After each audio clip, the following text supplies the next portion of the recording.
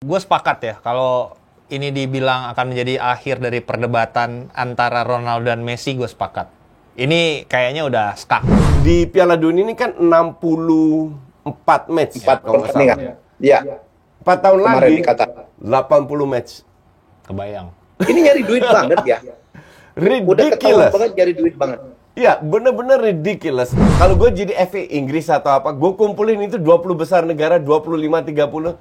Gue bilang, ancam FIFA, kita keluar, bikin asosiasi sendiri. Yang lain pasti gabung. Kalau gue sih, gue bikin itu, Hanif, FIFA Perjuangan tuh. Bagus tuh Bang. Tapi setelah Amerika 2030 harusnya jatah Afrika. Iya betul. Gue mau lihat, bener nggak ke Afrika? Itu bohong besar lagi. Dari lu sendiri nih Coach, mana kira-kira mungkin satu nama yang mungkin bakal ditransfer Januari lumayan mahal nih Coach? Bellingham. Bellingham. Iya. Di Januari lu yakin nih bisa?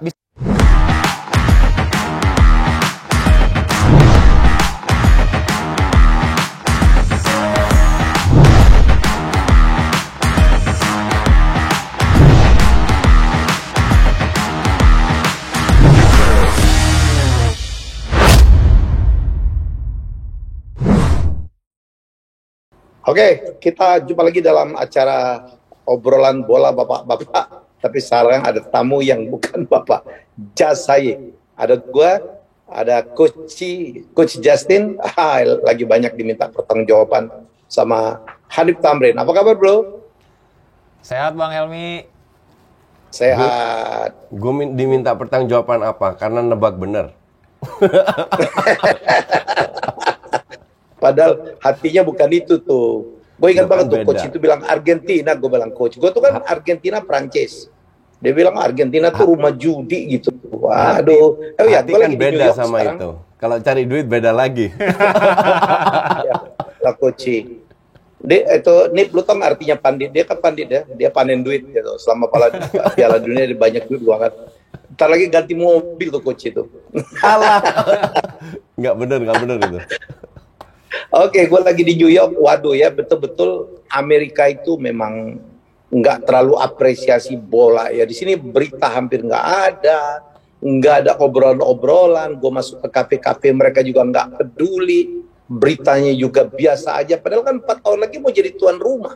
Ya, menurut lo gimana nih ya, Nip? Ya, ini kan mereka kan mungkin sepak bola olahraga nomor 4, nomor 5 ya Bang ya gitu. Nomor satunya masih ya, betul. American football gitu kan. Kemudian even baseball masih jauh lebih populer di sana ketimbang Amerika, ketimbang sepak bola. Jadi ini yang menurut gue sangat disayangkan itu yang kenapa City Football Group kemarin itu benar-benar berusaha untuk nge-push mereka bisa akuisisi sebuah klub atau bikin sebuah klub di New York, jantung kota trend udah punya kan? Iya udah punya. Makanya proses dari akuisisi waktu itu Koci juga sangat alot. Makanya akhirnya mereka come to agreement di mana siapa namanya yang klub baseball New York itu akhirnya punya saham kan di New York City Football Club gitu, karena mereka pengen banget bisa menangin hati dari pecinta sepak bola atau pecinta olahraga di sana untuk mulai shifting ke soccer. Makanya mereka kolaborasi sama klub terbesar di situ dari sisi baseball gitu. Makanya stadionnya sempat di situ tuh Bang Helmi gitu. Pengen juga sebenarnya pindah ke sono tadinya kan gitu kan, ada sempet persaingan lah produser internal gitu waktu itu di Inggris biar pengembangan media di sana ada kesempatan dipindahin, ternyata yang dapat teman gua asli Manchester gitu. Dia sekarang base di sana untuk ngeliput semua kegiatan seputar New York City Football Club gitu. Ya ini banyak disayangkan orang nih Coach. Banyak orang menyayangkan kenapa tuan rumah berikutnya itu adalah Amerika, walaupun 3 negara ya untuk pertama kali, yaitu dengan Meksiko. Meksiko kita percaya tradisi bolanya lebih kuat. Kanada juga, ya Allah, Kanada itu olahraga nomor satunya hoki es bahkan. Olahraga yang paling absurd menurut gua, paknya itu kecil banget. Jadi apakah ini lagi-lagi FIFA, kan Qatar kan penuh dengan skandal penunjukan Qatar sebagai tuan rumah. Kita sekarang Piala Dunia ini pun orang banyak sekali meng-question FIFA, apalagi Coach ngatain FIFA kan habis-habisan. Coach silakan sumpah serapah lu tentang FIFA Coach. Ya, jadi gua agak koreksi dikit ya. Ini pertama kali penunjukan tuan rumah Piala Dunia itu tidak hanya lewat Exco. Biasanya hanya 24 Exco, sekarang 211 anggota yang menunjuk. Jadi lebih fair sehingga tidak bisa dilakukan suap-suap seperti sebelumnya. Oke. Satu. Oke. Kedua, kenapa Amerika? Di Amerika, dari 3 negara itu, Kanada hanya 2 stadion. Meksiko 3 stadion. Amerika 11 stadion. Okay? 11 stadion itu benar-benar dibagi rata, East, West, sama Tengah. Okay? Dan kapasitasnya itu benar-benar 75-80 ribu ke atas. Which is very big. Salah satu kenapa di Amerika lebih baik dibanding Qatar, mereka tidak perlu bangun stadion lagi, infrastruktur sudah ada, pembagian sudah cukup merata, fasilitas buat fans ada, jadi semua sudah lengkap, nggak usah tunggu 4 tahun. Ibarat bulan depan pun mereka sudah siap, oke? Yang gue kritik bukan itu, Bung Helmi. Yang gue kritik itu pesertanya jadi 48. Ya. Dibagi ke 16 grup. Satu grup isinya 3. Jadi langsung nomor 1, 2 lolos, langsung ke 32 besar. Round 16. Kenapa? Bukannya di satu grup 4, bukan ya? Enggak. Baru dengar 3. Dibikin 3 sehingga terjadi 16 grup. 1, 2 lolos langsung ke betul. round 16. Nah, total di Piala Dunia ini kan 64 match. 4 pertandingan. Ya. 4 tahun lagi dikata 80 match. Kebayang. Ini nyari duit banget ya. Udah ketahuan banget nyari duit banget. Ya, benar-benar ridiculous. Itu yang gue kritik, bukan penunjukan udah transparan lah. Tapi bahwa harus 80 match. Ujung-ujungnya di Qatar aja kita sudah lihat beberapa tim kolang-kaling, oke? Yang nggak perform, yang buang-buang waktu, yang cuma liburan ke Qatar. Nanti di Amerika akan lebih banyak lagi. Nanti di Amerika akan lebih banyak tim kolang-kaling lagi, yang ya wasting your time, ngerti nggak? Ke Amerika cuma liburan. Tapi untuk FIFA ini sebuah presiden atau move yang luar biasa, karena di 48 negara mereka bisa naikkan TV rights. Ya, itu dan commercial value-nya. Kan, tapi aneh tahu lah soal itu. Ya, secara de facto kan sebenarnya Piala Dunia di Qatar tuh raise hampir 1,6 billion pound sterling worth of commercial. It's the most successful World Cup in terms of commercial value. Commercial value gitu. Jadi ini tambahannya yang mencoba, kali ini dinaikkan lagi nih sama si Gianni Infantino gitu kan. Dia mencoba mencari uang gitu kan. Di mana akhirnya itu dipaksakan, menurut gua sedikit dipaksakan, dan Amerika adalah tempat yang pas untuk menaikkan value itu gitu. Itu yang pertama. Yang kedua, itu terbukti juga dengan betapa luar biasanya Gianni Infantino memaksakan kembali ide Piala Dunia antar klubnya juga, Koci. Nggak hanya negara, ini dipaksain juga nih Bang Helmi. Piala Dunia antar klub 2 tahun ke depan 2025. Iya, dipaksakan seolah-olah harus dilakukan di Amerika gitu kan. Itu kan proposal yang disampaikan ketika Qatar berlangsung, ditentang dengan cukup fierce oleh ECA, European Club Association gitu. Yang mewakili klub-klub besar lah ya gitu dalam hal ini. Ini menjadi bukti dan presiden bahwasanya segitu luar biasanya seorang Gianni Infantino nyari duit gitu untuk bisa stay ada di posisinya sekarang. Gue nggak habis pikir ya, karena kalau lu bikin Piala Dunia antar klub, satu yang gue pertanyaan, kualifikasinya gimana? Oke? Kalau lu bikin kualifikasi lagi, artinya ada waktu banyak lagi yang hilang, ya kan? Atau berdasarkan Champions League, bisa juga. Kedua, summer ini kan panjang, semua pelatih, semua pemain punya hak untuk 3 minggu liburan setelah liga selesai, oke? Nah, 3 minggu itu nggak akan dipotong, pasti dapat mereka. Artinya persiapan klub jauh lebih pendek untuk terutama klub-klub besar yang akan ke Piala Dunia tersebut. Ya. Ujung-ujungnya efeknya kemana? Ke liga. Dan kalau gue jadi negara-negara tersebut, apa yang gue lakukan? Gue akan ngelobi. 25 negara terbesar di FIFA, gue akan ngelobi bilang, kalau lu terusin ini gue cabut. Pengen lihat gue FIFA bisa apa? Ini kan sesimpel, sesimpel. Bikin kayak Super League aja. Iya, sesimpel karena dia tahu Liga Champions dan Premier League adalah liga atau kompetisi dengan komersial yang paling tinggi. Gitu. Dia ingin mencoba nih Bang Helmi, gimana caranya bisa replicate mendapatkan kue yang sudah dimiliki oleh UEFA dan juga Liga Inggris sekarang gitu kan, dengan mengadop model Piala Dunia gitu antar klub ini gitu, gimana caranya commercial rights-nya bisa selevel gitu. Cuman kan ya ini kan sebenarnya kalau gue lihat kan sebenarnya Super League yang lo copy paste jadi negara-negara sebenarnya gitu. Iya, cuman ya terutama Coach ya dari dulu ngomong bahwa nih FIFA nih nyari duit dengan memperbanyak game, menambah turnamen. Dari Piala Dunia aja saya pikir Hanif bukan 1,6 yang itu tambahan ya. Kalau nggak salah revenue Qatar Piala Dunia kan hampir 7, sekian billion dollars ya. Jadi kan FIFA itu lucu ya. Jadi labanya itu cuma 4 tahun sekali nih pada saat Piala Dunia. Betul. Tahun di mana mereka tidak Piala Dunia, revenue-nya kecil banget, bahkan rugi itu.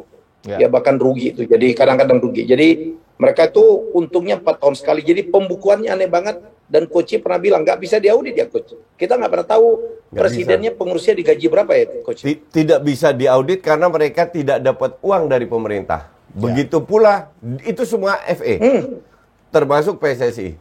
Tapi Infantino menjanjikan setelah kasus-kasus banyak petinggi FIFA yang ditangkap, Infantino menjanjikan bahwa dia akan lebih transparan.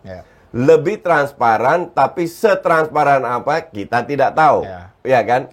Kalau seandainya benar-benar transparan, lu buka semua, pengeluaran, gaji siapa, ini dapat apa, buat apanya, baru publik lebih percaya. Di situ dia akan meningkatkan kredibilitas dia. Tapi sekarang kalau semua serba tertutup, ini itu seenak jidat. Bahkan FA Inggris mengatakan kita belum terima surat sama sekali masalah klub World Cup ini. Betul. Jadi untuk gila lucu, beneran loh. Kalau gue jadi FA Inggris atau apa, gue kumpulin itu 20 besar negara, 25-30, gue bilang ancam FIFA kita keluar, bikin asosiasi sendiri. Yang lain pasti gabung. Kalau gue bikin itu FIFA Perjuangan tuh. Bagus tuh Bang. Ini kan sebenarnya adalah sebuah usaha dari orang-orang tertentu untuk mempertahankan lifestyle mereka ya gitu di FIFA gitu ya, source of income mereka. Kaya banget. Gua pernah di dalam Bang gitu. Gua pernah di dalam PSSI. Gua pernah merasakan kedatangan petinggi FIFA, direktur internasionalnya gitu ya. Itu Bang, jujur aja Bang, itu cost untuk entertain dia aja, hotel, minuman, anything yang dia mau, itu sangat-sangat besar. Gitu. Ini mah gue jujur aja gitu. I think dan kita bisa lihat di dokumentasinya di HBO Go, who sold the man who sold World Cup. Kita bisa lihat di dokumentasinya Netflix Uncovered FIFA. Di situ sudah terbukti bahwa Exco ini seneng jalan-jalan. Iya betul. Atau petingginya lah, sering jalan-jalan karena ya mereka udah kayak raja kalau jalan-jalan. Betul. Nah, hal kayak gini itu harus ada FA, terutama di Eropa Barat yang punya suara kuat, harus berani melawan. Betul. Gitu. Ya. Dan itu yang gua harapkan biar seru aja. Kita kasus itulah ya Coach ya, itulah yang barangkali ini kita akan edukasi ke penonton juga. Banyak sekali nonton kan di channel kita nggak ngomongin cuma gosip, kita ngomongin tentang hal-hal yang perlu kita renungkan juga ya. Kita masih ingat ya, kayak kasus Kanjuruhan sampai sekarang kan belum terlalu, masih ada protes-protes ya, dan terbukti ya pemerintah kita melalui Pak Mahfud itu juga mengatakan bahwa ada statuta FIFA gitu, di mana negara aja nggak bisa masuk. Jadi seolah-olah FIFA ini lebih hebat dari PBB, lebih hebat dari negara manapun gitu ya Coach ya? Ya, betul sekali. Dan yang gue pertanyakan, kenapa petinggi-petinggi di negara masing-masing FA kok mau-mau aja gitu loh? Itu yang bikin gue curiga. Kok mau-mau aja? Kalau di boykot juga kelar ya? Kenapa? Kalau di boykot aja kelar, bikin FIFA perjuangan lah. Betul, Indonesia kan jago bikin perjuangan gitu. Betul. Ya. Ini kan masalah lobby aja. Masalah lobby. Karena setiap kali para petinggi itu datang ya, Bang Helmi, Koci, itu menjanjikan uang distribusi yang kita sampaikan itu dari FIFA biasanya per tahun udah ada 2, 3, 4 juta US dollar gitu yang emang dari atasnya harus didistribusikan ke FA. Itu adalah lobby-lobby yang disampaikan oleh petinggi FIFA ke PSSI lokal. Kemudian dari konfederasi juga sama. AFC setiap kali datang tuh ngomongin budget, Bang Helmi, gitu. Ngomongin budget yang katanya peruntukannya adalah development, football development. Tapi apakah itu sampai? Itu bom besar. Iya, itu dia. Karena kita kalau lihat 20 tahun terakhir, dalam rangka 20 tahun, tidak ada satu negara kecil yang berkembang. Gue nggak bahas Indonesia. Gue bahas Bhutan. Yes. Gue bahas Timor Leste. Gue bahas Laos atau apa. Nggak berkembang. Jadi bom besar itu. Bang Helmi, gue kan nge-arrange friendly match ya pada waktu itu sama Puerto Rico. Ini gue jujur aja, sekjennya aja ngomong waktu itu. Semua uang FIFA yang masuk ke asosiasi Puerto Rico itu buat bayar mortgage rumah presiden PSSI-nya Puerto Rico selama bertahun-tahun. Betul. Itu sekjen bilang. Itu memang yang benar deh. Memang itu duit mereka. Makanya mereka selalu bilang ini one big family. Yes. Kalau ada masalah kita urus dengan kekeluargaan. It doesn't work like that. Karena lu dapat duit dari rakyat yang punya hak tahu apa yang lu lakukan. Betul. Oke. Makanya gue bilang lucu aja kok Interpol selama ini nggak tahu apa-apa, yang ditangkap malah Amerika. FBI yang nangkep. Iya, betul. Bukan Interpol di Eropa. Pemicu FBI itu kan sebenarnya karena Amerika kalah bidding Piala Dunia untuk yang Qatar ini sebenarnya. Iya dan tidak. Dalam arti semua duit yang lewat ke American soil, tanah Amerika, itu FBI berhak menyelidiki. Betul, tapi kan itu sampai datang perwakilan petinggi dari pemerintahnya Amerika pada saat itu. Dan Bill Clinton datang. Exactly. Itu kenapa pemicunya, Koci. Itu kan seolah-olah Amerika ditampar. Lu udah dengan proper, timnya benar. Semua benar, infrastruktur benar. Tapi lu kalah karena lobby-lobby exco-nya FIFA. Kesel kan Amerika ini seolah-olah mencoreng. Itu kan udah diberitain segala macam gitu kan.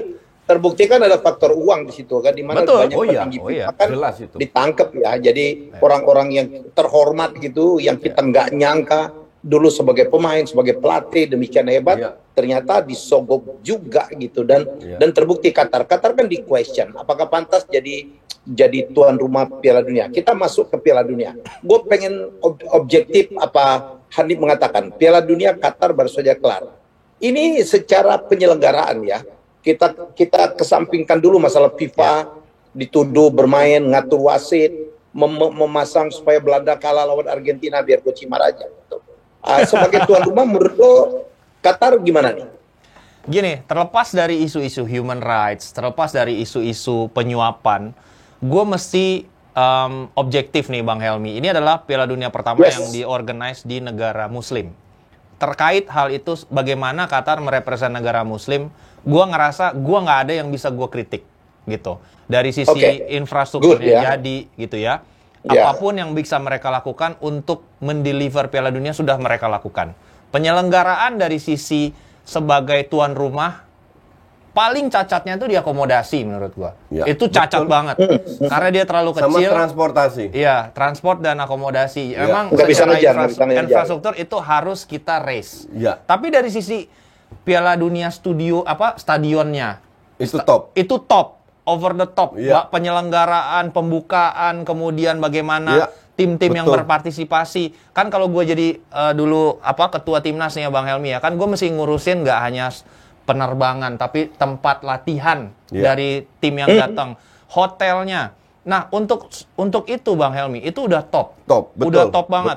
Yang di question dari sisi penyelenggaraan itu hanyalah untuk infrastruktur penginapan dari dan fans. Karena fans jumlahnya sangat banyak dan mereka kelabakan. Di hari pertama pada saat tanggal 20 ya Qatar main, fasilitas belum selesai. Fasilitas untuk fans belum selesai. Maka dari itu banyak sekali tim Eropa yang nggak berangkat fansnya.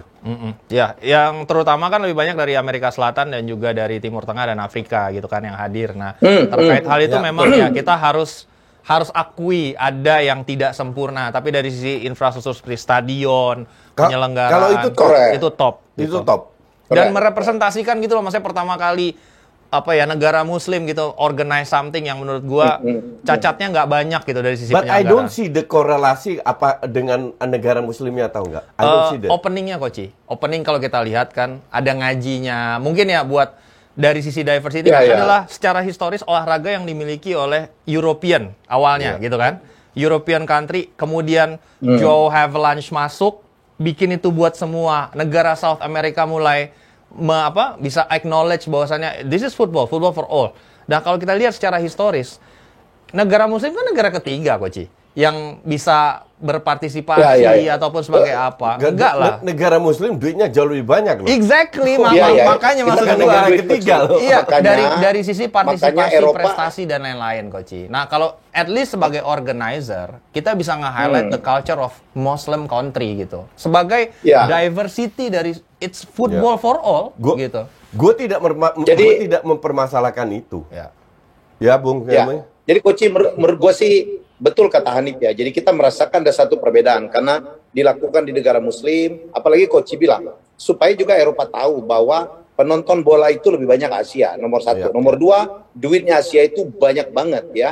Dan makanya gue setuju banget kemarin, kan ini kan kritik kemarin Qatar nggak boleh alkohol, nggak boleh pakai ambren pelangi. Itu menunjukkan sikap itulah Islam yang di question. Kan kita ingat ya, Jerman kan dengan marah gitu, game pertama tutup mulut gitu, tapi orang bilang lo dikutuk lo, jadi kalah di game pertama dan mereka tersingkir, ya bukan kalah tapi tersingkir ya, berkali-kali juara dunia tapi tersingkir di awal. Orang menghubungkan dengan kutukan-kutukan. Jadi saya pikir ya inilah bola, ini kan milik dari semua orang. Oke, kita tinggalkan itu dulu, kita sepakat ya bahwa ini Piala Dunia keren banget. Yang gue bingung, Coach pernah bikin statement ini finalnya tuh Piala Dunia terburuk. What do you mean, Coach? Enggak. Gue bilang, ini Piala Dunia terburuk dengan final terbaik.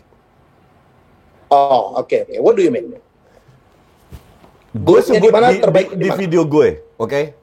Ini negara tidak layak ditunjuk. Karena di bulan summer, itu 55 derajat. Kalau seandainya diadakan di summer, itu pasti banyak yang meninggal. Betul. Fans, oke? Pekerja aja meninggal. 55 derajat nggak bisa ditolerir. Setelah berapa tahun baru digeser ke Desember.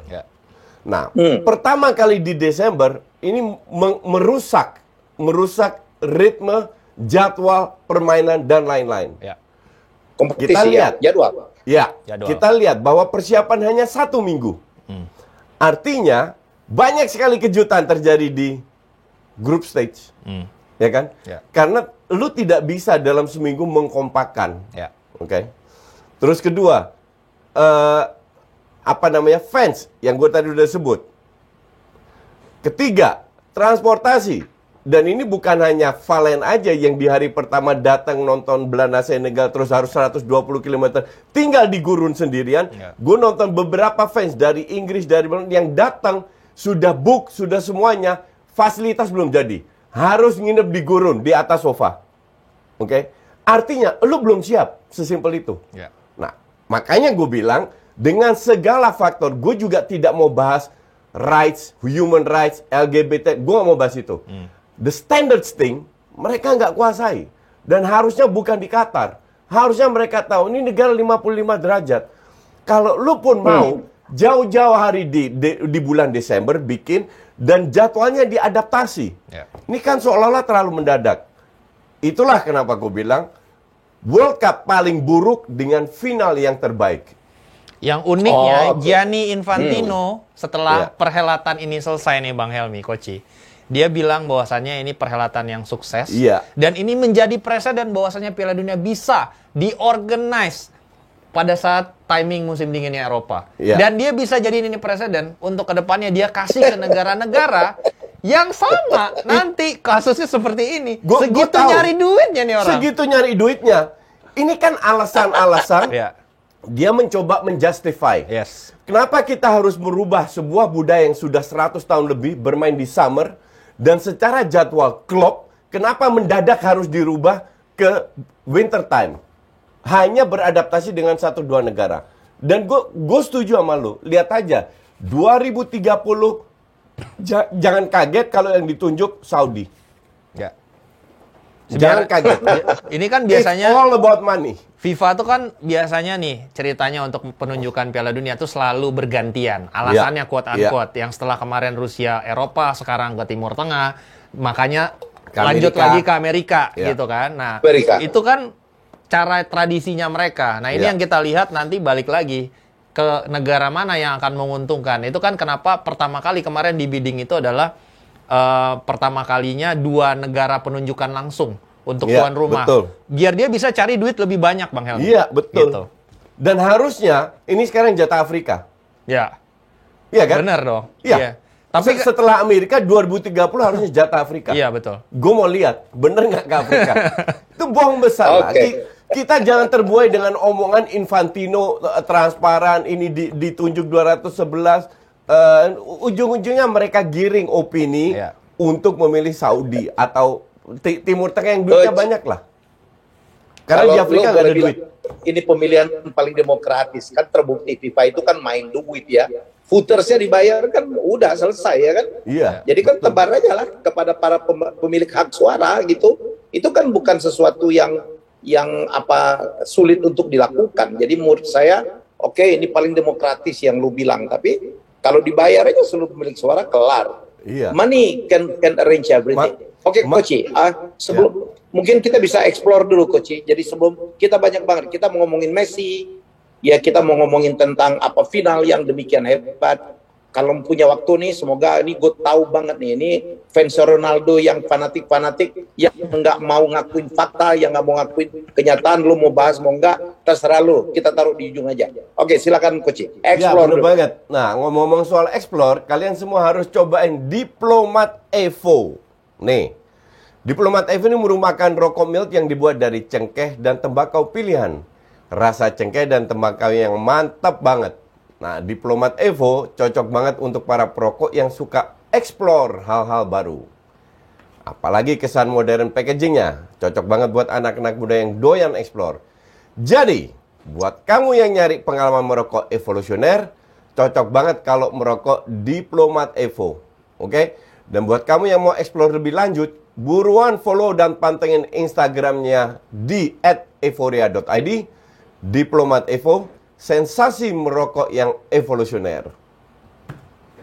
Oke, thank you Coach. Baik, sama-sama. Kita mau masuk, ini topik yang paling banyak kita harus bahas ya, karena Piala Dunia sudah berakhir, yang dibahas orang bukan Argentinanya, bukan Marokonya, itu hilang semua, tapi yang dibahas berita itu didominasi oleh berita tentang sempurnanya seorang Messi sebagai seorang pesepak bola, sebagai seorang GOAT ya, mengalahkan pesepak bola lainnya. Nggak usah disebut. Ya, jadi nanti banyak yang sensitif. Mungkin silakan gue dari Hanif dulu deh. Kalau Coach udah tahu lah, dia Messi banget. Kalau gue udah tahu, gue Ronaldo banget, tapi gue Ronaldo yang objektif. Silakan Hanif. Ya, gue sepakat ya. Kalau ini dibilang akan menjadi akhir dari perdebatan antara Ronaldo dan Messi, gue sepakat. Ini kayaknya udah stuck, udah nggak ada lagi question. No debat. Iya, no debat gitu. Tapi kalau GOAT of all times, semua pesepak bola yang pernah main itu masih debatable menurut gua. Ya, ada banyak lah nama-nama gitu yang masih bisa disandingkan secara prestasi, permainan dan impact dan lain sebagainya ketimbang Messi. Tapi kalau perdebatan antara Messi dan Ronaldo, gue sepakat Bang Helmi gitu. Seperti apa seorang Messi itu lebih lengkap dari sisi aspek permainan, gak hanya mencetak gol tapi juga menginfluence timnya, final passing, end product. Dan yang menurut gue yang sangat kelihatan di Piala Dunia kemarin, bagaimana seorang Messi itu bikin rekan setimnya tampil jauh-jauh lebih baik. Kalau kita lihat Argentina ini, kalau kita bandingin sama Portugal, bandingin sama Prancis, overall individu quality tim itu masih di bawah ketimbang Prancis dan juga Portugal. Tapi dia bisa bikin pemain-pemain seperti Alexis McAllister, Enzo Fernandez, Rodrigo De Paul yang bahkan sebenarnya cadangan di Atletico Madrid itu tampil 2-3 level naik sekaligus secara kualitas dan berada di levelnya dia. Bisa melengkapi puzzle-puzzle kekurangan dari pemain itu secara individu, tapi secara tim bikin semua timnya jauh lebih baik bermainnya gitu. Dan decisive Bang Helmi, baik itu di babak grup sampai babak penyisihan, selalu Messi mendeliver apakah itu gol kunci ataupun end passing yang bikin Argentina lolos dari lubang jarum. Itu yang menurut gue emang harus diapresiasi yang tidak bisa dilakukan oleh semua pemain di Piala Dunia kemarin. Arguably Mbappe bagus, yes. Tapi dia bagus sebagai individu. Dia nggak bikin timnya main lebih baik. Dia nggak bikin tiba-tiba Adrien Rabiot jadi lebih bagus. Dia nggak bikin maksudnya Dembele tampil brilian di babak pertama sampai dia diganti. Dia emang literally sebagai individu yang di atas yang lain membuat timnya bisa ngejar ketertinggalan sebagai individu, bukan sebagai pemain yang menginfluence rekan setimnya tampil lebih baik gitu. Tapi gue setuju somehow, tapi kita juga jangan lupa perannya Scaloni ya. Oh ya betul. Jadi kita jangan mendiskreditkan Scaloni karena sistem, gue totally agree bahwa mereka itu bermain di atas levelnya. Yes. Dan di atas kertas mereka masih di bawah Inggris, Prancis, Portugal. Oke. Cuman kalau Messi seorang leader, mereka fight untuk Messi, gue setuju. Cuman sekali lagi jangan lupakan peran Scaloni karena dia yang memilih pemain. Mungkin dia konsultasi sama Messi, tapi dia juga yang membuat strategi agar cocok. Dia kaya taktik. Dia tahu kapan harus main 3 back, 4 back. Dan semua berjalan. Betul. Kecuali Lautaro Martinez, itu yang kurang berjalan. Dapat banyak peluang sia-sia. Tapi anyway, semua itu berjalan dengan bagus. Dan berdasarkan itu, ya Messi layak jadi juara. Dan Bung Helmi tahu lah, untuk gue, Messi nggak juara dunia pun, dia tetap yang terbaik. Tapi untuk media-media yang suka membanding-bandingkan dengan data dan lain-lainnya, ya this is case close. Kecuali mungkin kalau Ronaldo tidak memfitnah MU, mungkin orang masih banyak yang hilang simpati kan banyak gara-gara kasus itu. Mungkin kalau itu tidak terjadi mungkin masih debatable. Ya, termasuk gua lah ya. Saya tiba-tiba saya banyak sekali dihujat ya karena statement saya adalah Ronaldo sejati lah ya, penggemar Ronaldo sejati, tapi saya sangat objektif karena saya melihat orang itu bukan hanya prestasi. Apalagi prestasi sekarang kita ngaku Messi udah memecahkan seluruh rekor ya. Seluruh rekor. Memenangkan seluruh kejuaraan itu yang tidak dicapai oleh siapapun. Tidak dicapai oleh Pele. Pele nggak pernah main di Eropa ya kan. Tidak dicapai oleh Maradona. Tidak dicapai oleh Johan Cruyff. Ya kan, Johan Cruyff nggak pernah juara dunia kalau nggak salah ya. Dan Messi semuanya. Tapi gue suka Messi itu adalah attitude. Itu yang dari satunya lagi tuh yang fansnya banyak banget. Iya, prestasi dia lah punya follower Instagram terbanyak seluruh dunia. Iya. Dan kita tidak pernah ragu bahwa dia adalah pemain terbaik ya dalam segi skill. Dan dia juga udah menghasilkan banyak banget ya pencapaian untuk negaranya. Mengangkat Portugal demikian hebat, ya kan. Mengangkat klub-klub yang pernah dia ini.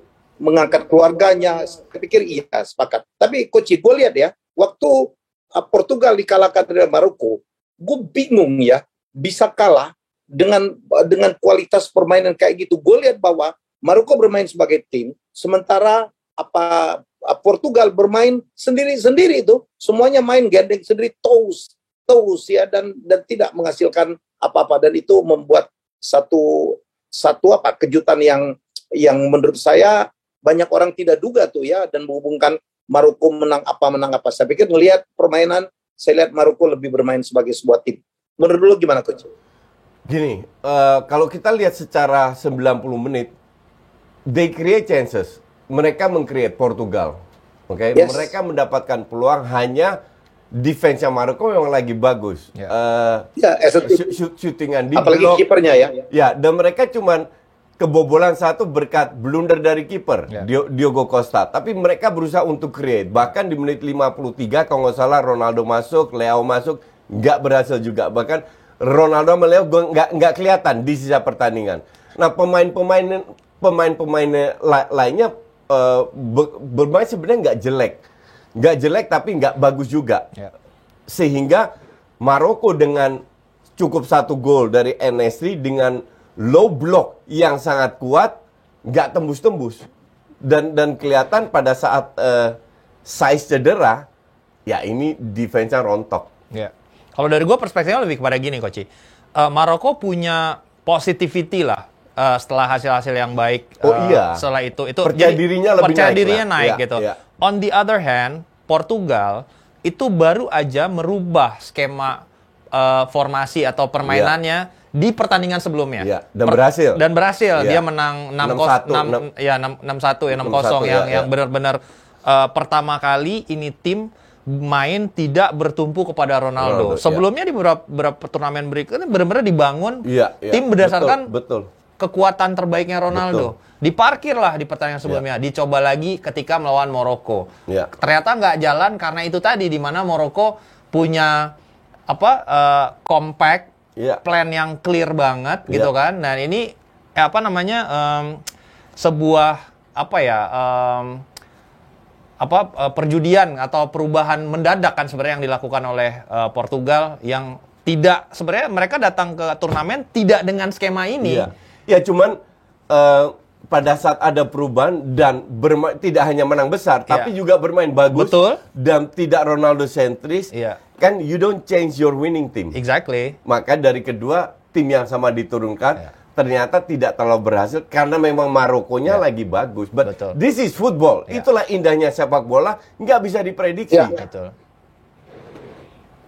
Oke, setuju gua.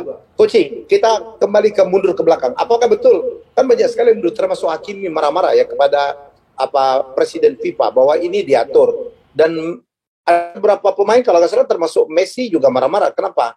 Bagaimana mungkin? Saya nggak tahu siapa yang protes ya. Apa wasit yang memimpin itu adalah wasit dari negara yang timnya masih berpeluang untuk maju ke babak selanjutnya. Apakah tuduhan-tuduhan ini, termasuk Belanda kalah ya, melawan Argentina juga melahirkan tuduhan-tuduhan jangan-jangan memang ada keberpihakan dari FIFA untuk membuat Argentina juara. Mungkin dari Coach dulu lah. Gini, yang jelas FIFA mau yang masuk final ini negara besar. Oke? Which is mereka dapat, yaitu Prancis, lu kebayang nggak kalau finalnya Maroko lawan Kroasia? Ya nggak ada yang nonton. Nggak ada yang nonton, oke? Jadi FIFA mendapatkan apa yang mereka inginkan.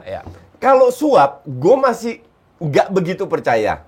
Tapi yang gue percaya adalah,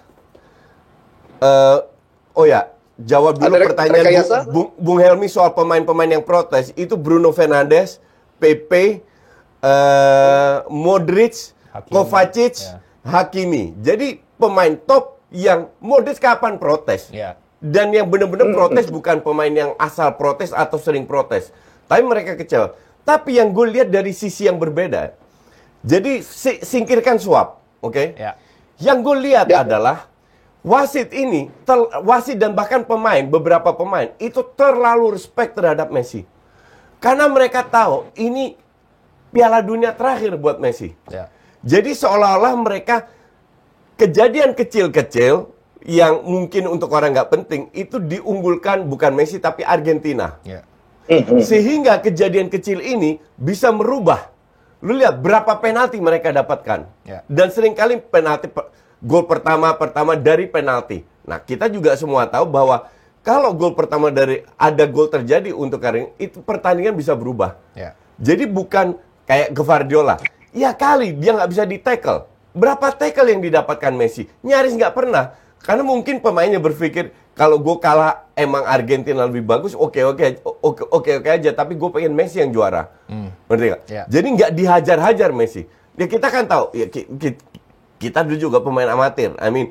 Kalau ada pemain yang jago dalam satu tim, gue hajar. Nggak perlu gue dapat merah atau enggak. Yang penting dia nggak bisa main lagi. Karena kontribusinya terlalu besar. Nah ini yang gue lihat ada simpati dari para wasit, dari para pemain sehingga ya udah kalau ini emang kita yang penting Messi masuk final lah, bukan juara. Tapi kalau dibilang di final itu diuntungkan, enggak juga. Prancis dapat 2 penalti kok. Iya kan? Sepakat sih. Tapi kalau di final dibilang cukup fair lah. Final cukup fair, sepakat. Katakanlah nggak ada masalah suap, tapi kalau masalah rekayasa bener dong ya. Yang lo bilang bahwa berharap memang FIFA berharap yang main di final itulah 2 tim dari negara besar. Ujung-ujungnya juga kan rating, jumlah penonton dan sebagainya, betul ya? Jadi bukan disuap, tapi mungkin FIFA bilang ke wasitnya, kalau bisa Argentina lolos ya, karena itu penting banyak fansnya. Wasit bilang oke. Jadi nggak disuap, cuman dikasih tahu aja. Ini penting buat FIFA karena kita dapat duit banyak. Wasit bilang oke. Dan nggak terlalu benar-benar diuntungkan secara nyata. Gini Bang Helmi, tapi sedikit aja. Kalau gue boleh share sedikit ya experience gue ya, kalau ngehandle pertandingan level FIFA lah gitu. Misalnya dalam artian persiapannya dan lain. Termasuk wasit nih Bang Helmi. Kalau zamannya gue bikin persahabatan di kalender FIFA untuk kita ngejar poin lah dulu, ngejar apa ya, biar poinnya Indonesia tuh naik ya gitu secara ini ya Bang Helmi, secara peringkat gitu ya. Ini biasanya sih kita gini, kita mesti ikut regulasi nih Bang Helmi. Pertama, kalau gua bikin pertandingan lawan Thailand misalnya, ya kita pasti nggak bisa ambil wasit Thailand sama wasit Malaysia. Tapi kalau kita tuan rumah, itu gue biasanya nelpon PSSI yang deket sama gua, Bang Helmi. Misalnya gue deketnya sama Vietnam, ya deket banget nih. Ya kita minta wasitnya ke Vietnam, Bang Helmi. Nanti wasitnya datang, kita treat baik-baik. Ya in a favor, harapannya mereka nggak menguntungkan kita, tapi maksudnya dalam artian ya ngasih sedikit apa ya, kalau ada pelanggaran iya gitulah Bang Helmi. Kalau ada pelanggaran ya jangan kuning-kuning atau merah langsung lah gitu, yang mirip-mirip begitulah ininya secara perhana. Itu mungkin yang biasanya wajar dilakukan oleh FIFA untuk dalam artian mendapatkan idamannya mereka gitu di final, yang dimana ya itu secara komersial harus terpenuhi. Nah mungkin itu sebenarnya praktis yang biasa Bang Helmi dilakukan ketika memang turnamen besar seperti ini. Cuman ya dalam artian mungkin timnya Koci yang yang tersingkir gitu kan, jadi korban gitu kan. Tapi kalau kita ngomongin final ya masih fair kok. Masih cukup fair. Ya, ini justru pertandingan sebelumnya Coach yang ada protes bahwa kok kenapa sih wasitnya berasal dari negara yang masih punya peluang gitu. Ya kan gitu yang bahkan wasit yang nggak perform tampil lagi abis itu. Wasit yang membuat banyak kesalahan. Qatar kalau nggak salah. Iya, itu tampil lagi. Dan yang gini, mereka boleh ambil wasit dari Spanyol, dari Italia, dari apa, tapi itu juga busuk banget. Tampilnya itu jelek banget. Yang gue nggak nyangka, karena pemain kayak Frenkie de Jong itu tahu si wasit pada saat ketemu Argentina. Dan Frenkie de Jong, ini wasit bagus. Di La Liga ini bagus. Makanya dikirim kan. Tapi kok mendadak jadi busuk gitu. Jadi kan sebenarnya gini Bang, ketika wasit nggak perform, kalau kita ngomongin tentang Liga Inggris, Liga Italia, dan cause kontroversi lah, membuat itu menjadi kontroversi, dia pasti langsung diparkir. Nah ini yang agak sedikit mungkin jadi perdebatan ketika Piala Dunia, wasit yang nggak perform, yang ada kontroversinya lah gitu kan, tapi bertugas lagi habis itu dan di partai penting. Ini yang menjadi catatan dari beberapa media, mungkin tudingan-tudingan bahwasanya terjadi sebuah konspirasi untuk membuat FIFA punya final idaman, itu mungkin yang menjadi alasannya Bang Helmi. Oke, setuju. Oke, kita sepakat ya, Piala Dunia inilah terutama final terbaik. Banyak orang nangis ya. Wah, itu luar biasa karena ini memang timnya luar biasa. Yang gua nggak sangka tuh cuman Obelix saja tuh yang di Asterix. Ya orang Prancis tapi pakai seragamnya Argentina tuh. Jadi itu ada pengkhianat juga. Dan itu cukup menjadi dia satu. Pakai celananya warnanya Argentina. Celananya Obelix. Iya, Obelix. Padahal dia orang Prancis gitu. Jadi dia orang Prancis yang membela Argentina. 2 kali gue posting rame banget tuh. Oke, kalau kita lihat dari Piala Dunia, kita sepakat Mbappe adalah star of the future ya, Hanif ya. Ya, ada banyak banget yang muncul di Piala Dunia kali ini. Kita ngomongin tentang terutama McAllister yang emang tampil jauh-jauh, dia bisa nonjok di atas dari bebannya dia, ya, punch above his weight gitu ya, kalau orang Inggris bilang gitu kan. Pemain Brighton yang sekarang bahkan diincar klubnya Koci, Arsenal mulai ngincer, Atletico Madrid mulai ngincer gitu kan, Chelsea mulai ngincer.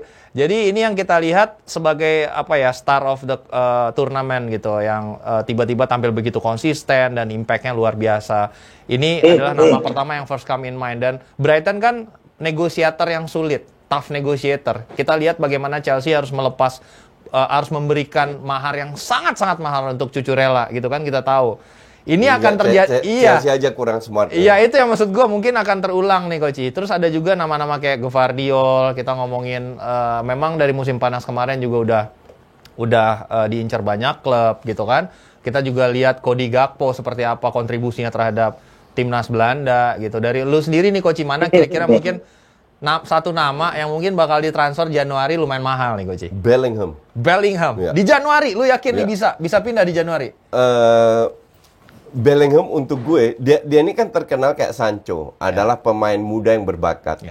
Tapi kemarin dia menunjukkan bahwa dia itu bukan pemain muda lagi, bahwa dia punya peran besar di timnas Inggris. Ya. Bahwa kalau dia bermain semua ada berubah, padahal di usia yang sangat amat muda. Betul. Dan gue nggak tahu kontraknya sampai kapan ya. Tapi kalau gue bilang nggak ada, jangan kaget kalau dia di bulan Januari ini akan pindah. Dan kalau kita bilang siapa aja yang pindah, Musiala pemain hebat tapi nggak mungkin pindah karena sudah di klub besar. Ya. Tapi yang realistis itu 3, Bellingham atau 4 lah. Bellingham, Gvardiol, Gakpo sama McAllister itu. Ya. Gitu. Sepakat. Kalau gue ngelihat dari sisi status kontraknya ya Coach ya, Bellingham ya sekarang kan beda banget nih kasusnya sama Sancho, beda sama Erling Haaland. Erling Haaland tuh udah punya release clause. Jadi lu tinggal activate lah, lu bayar 65 juta, lu dapat. Ya, It's just a question of Erling Haalandnya mau ke lu atau enggak. Gitu. Akhirnya dimenangkan oleh City gitu kan. Kemudian Sancho beda cerita. Sancho ketika awal dia dibanderol 100 juta pound sterling, itu belum pandemi, Coach. Tiba-tiba pandemi. Dortmund butuh duit, akhirnya jual lebih murah. Tahun berikutnya Man United dapat 75 juta, 80 juta 90. Ya. Kemahalan juga. Iya, masih kemahalan sampai bukti sekarang nggak main gitu kan. Bedanya sama Bellingham, 1 ini udah jadi endemi.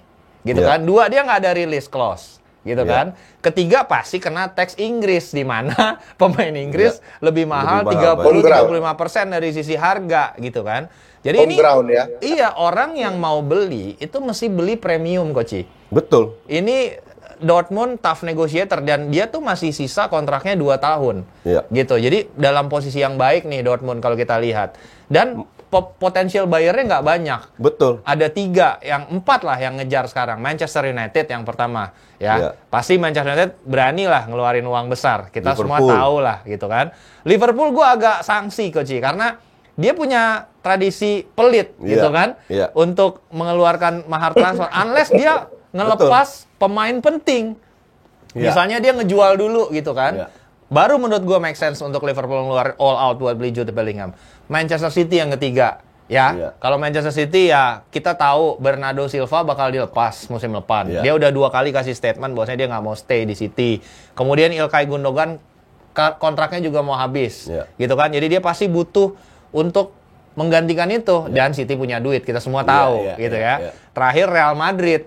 Kan nggak belanja nih, nggak ada statement dong kemarin, bursa panas kemarin, duitnya ada, mau beli Mbappe gagal, Haaland gagal, duitnya di-keep nih. Nah, gua nggak kaget kalau misalnya tiba-tiba itu di-spend ke Jude Bellingham, cuman masalahnya kan Madrid di tengah tuh udah banyak yang wonderkid, Coach. Terlalu banyak wonderkid. Bahkan sekarang beli 70 juta beli bocah umur 16 tahun. Endrick gitu kan. Jadi gua agak sanksi kalau akan ke Madrid karena udah ada Camavinga, udah ada Tchouaméni, udah ada Valverde, gitu kan. Dia mau ditaruh di mana lagi? Gitu sih, Coach, kalau dari gue.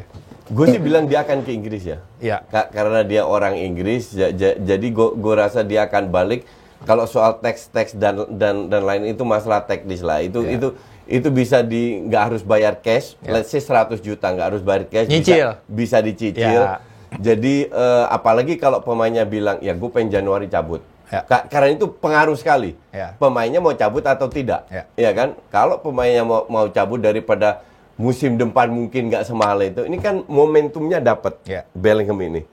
Tahun depan kalau dia setengah tahun main jelek banget atau cedera lama, harganya akan drop. Betul.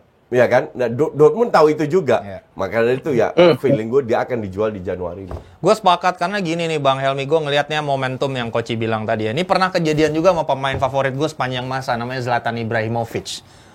Ketika dia di Juve 2006, di bulan Januari itu market price-nya 75 juta.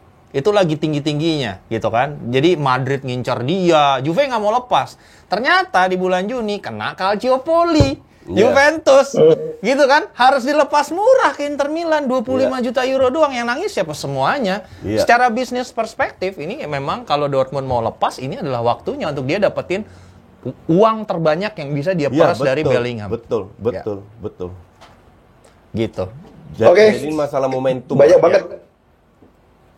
banget nih kita mau bahas, tapi waktunya kayaknya udah habis nih. Ya, jadi thank you banget. Liga Inggris sudah jalan, semua udah jalan ya. Carabao udah jalan. MU baru saja menang ya. Keren juga, Coach. Kita Tiba-tiba kembali menikmati yang di pucuk ya. Ya, Casemiro tiba-tiba jadi back ya kan. Kemudian keren juga, jadi menurut saya enjoy the game karena Enjoy the moment. Berada di rank 1. Ya. Enjoy the moment. enjoy the moment. Arsenal masih enjoy ya, sebentar lagi juga disundul seperti Iya, biasa kita lah. lihat. Nggak apa-apa, enjoy aja. Kayak dulu. kayak gajah di atas pohon gitu, lama-lama kita jatuh sendiri ya. Kalau Arsenal juara, gue ke Inggris. Kenapa? Kalau Arsenal juara, gue akan ke Inggris. Ntar gue cariin sponsornya kalau Coach yang ke Inggris lah.